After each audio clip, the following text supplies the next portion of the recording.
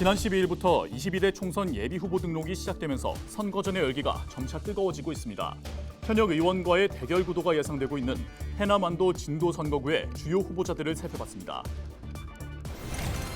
지난 주말 전남에서는 크고 작은 사건이 잇따랐습니다. 목포에서는 마약 유통책이 검거되고 순천의 한 폐가에서는 시신이 발견됐습니다. 수소버스와 승용차를 함께 충전할 수 있는 공간이 여수에 구축됐습니다. 전남에서는 최초로 특수 상용 수소 충전소가 들어서면서 관심이 모아지고 있습니다. 전남도가 첨단 전략 산업 분야 20조 원 투자 유치 성과를 냈습니다. 전남도는 기업 입주 규제를 완화하고 보조금 지원에 나서 추가 투자를 이끌어낼 방침입니다.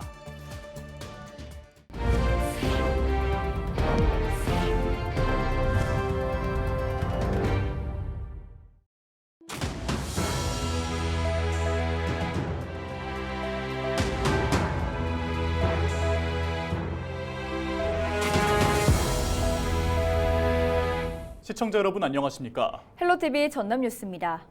지난 12일부터 22대 국회의원 선거 예비후보 등록이 시작됐습니다.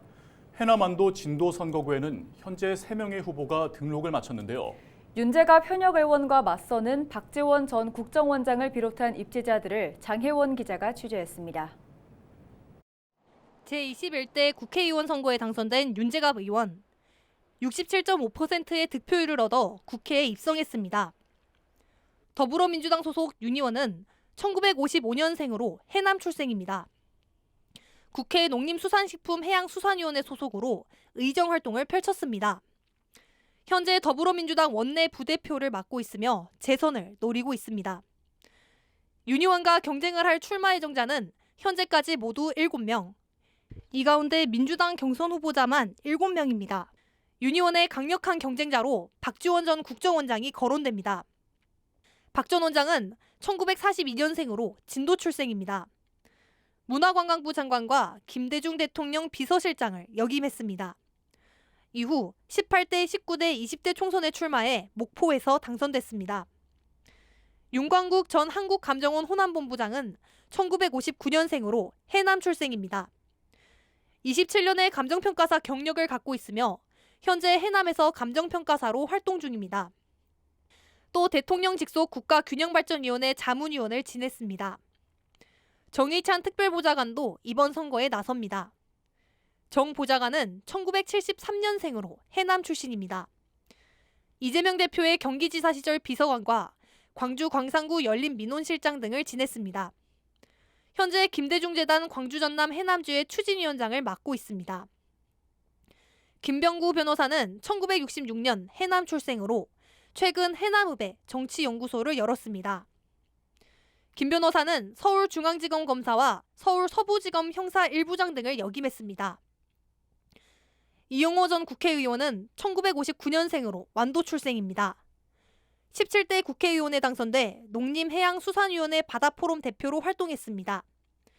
현재는 제주대학교 수산생명의학과 교수로 재직 중입니다. 장환석 전 선임행정관은 1961년생으로 해남 출생입니다.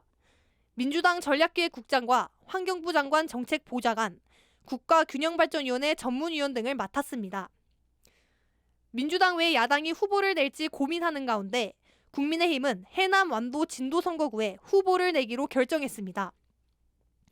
곽봉근 후보자는 1945년생으로 진도 출생입니다.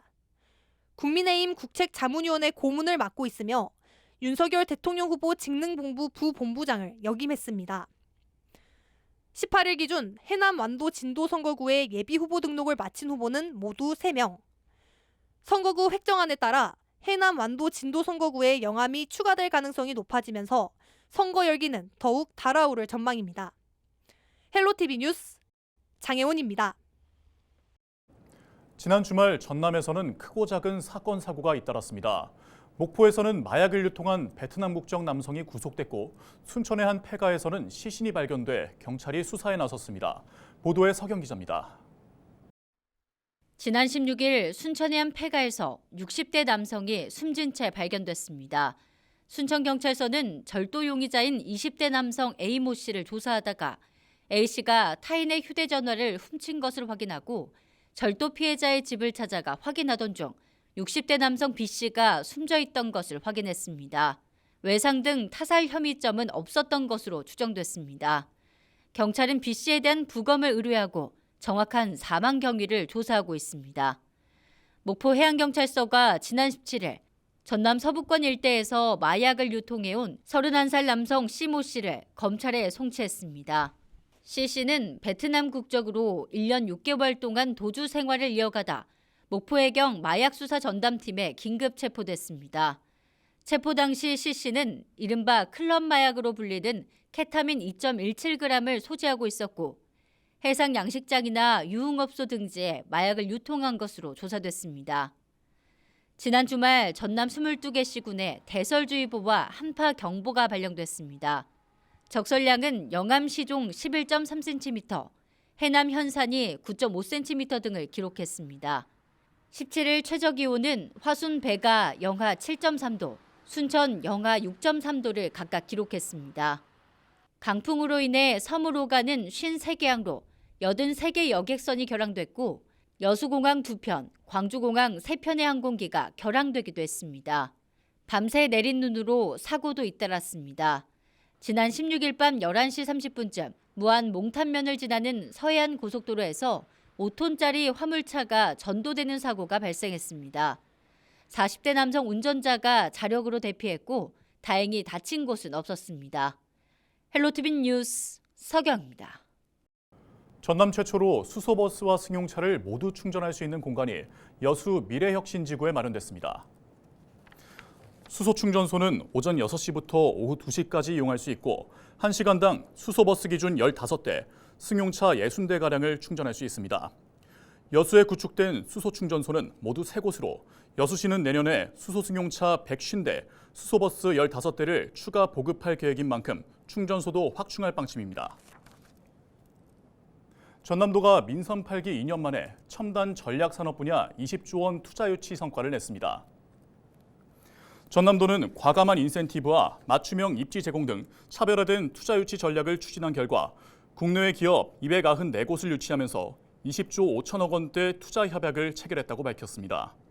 특히 포스코 광양제철소 동호안 입지 규제 완화는 정부와 지자체, 기업이 협력해 제도를 개선한 것으로 산업단지 3대 킬러 규제 혁파 사례로 꼽힌다고 설명했습니다.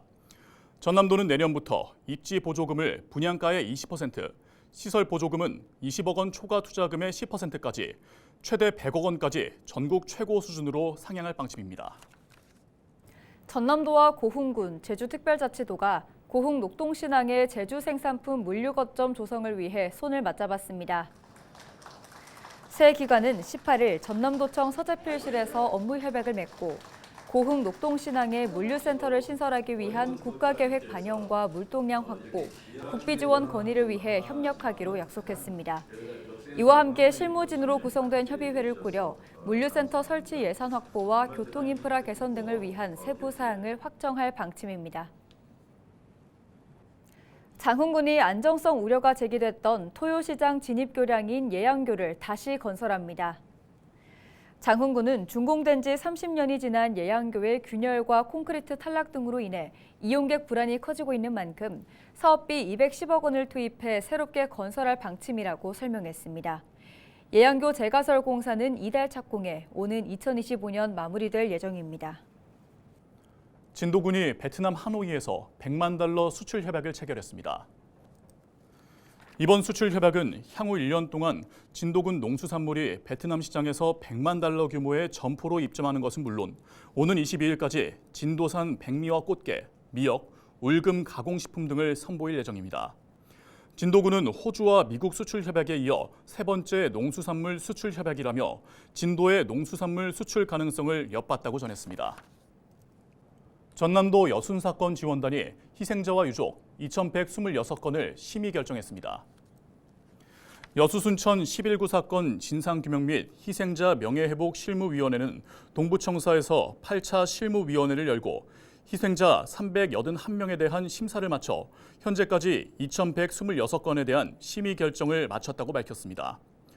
지원단은 희생자와 유족 결정이 늦어지고 있다는 우려에 대해 조사 인력 증원과 조사 기한 연장을 담은 특별법 개정을 건의하고 있다고 밝혔습니다.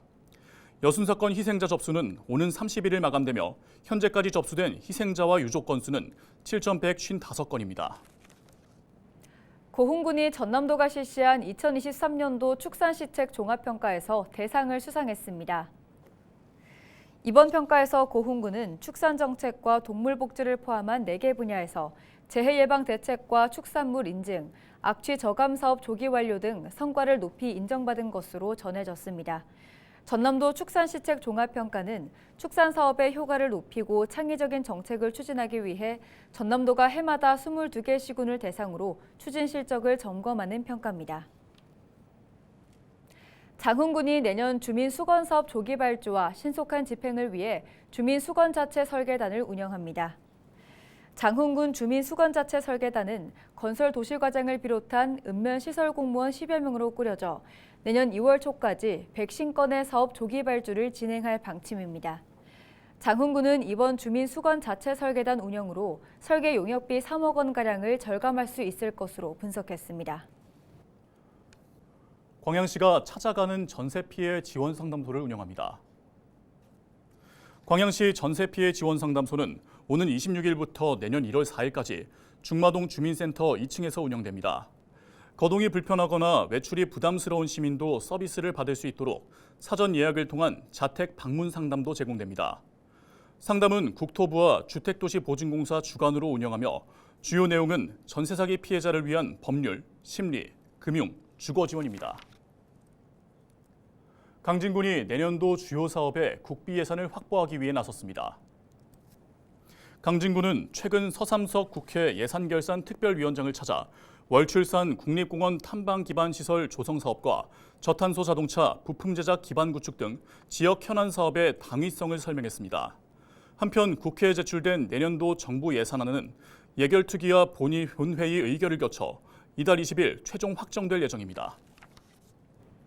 전남 무안군이 지난 15일 청계면 목포대학교 후문에 있는 일부 상권을 무안군 제3호 골목형 상점가로 지정했습니다.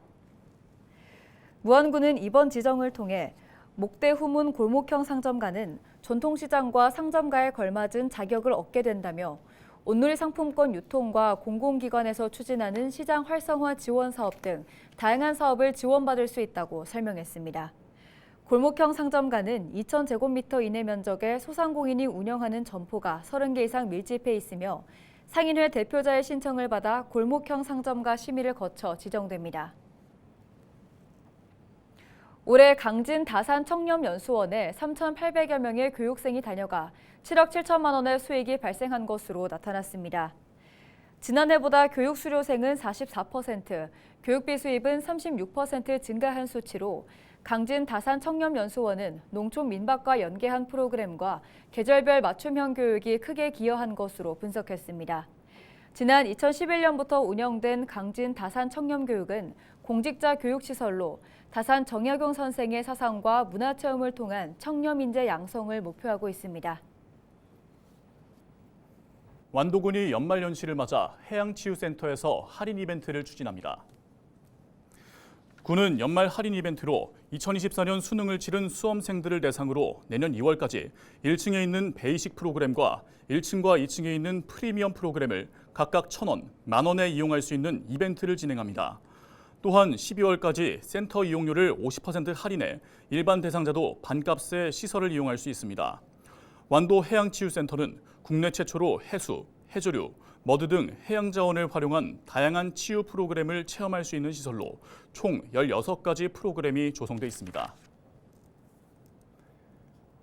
해남군이 연말을 맞아 공공배달앱인 먹개비 이용자들을 대상으로 할인 쿠폰을 제공합니다. 이번 연말 할인 행사는 오는 25일까지 선착순으로 진행되며 먹개비 앱을 통해 결제한 해남 이용자들을 대상으로 5,000원 할인 쿠폰을 지급합니다. 할인 쿠폰은 다른 할인 쿠폰과 중복 사용이 가능하며 먹개비 어플에서 배달과 포장 주문을 할 때 사용할 수 있습니다.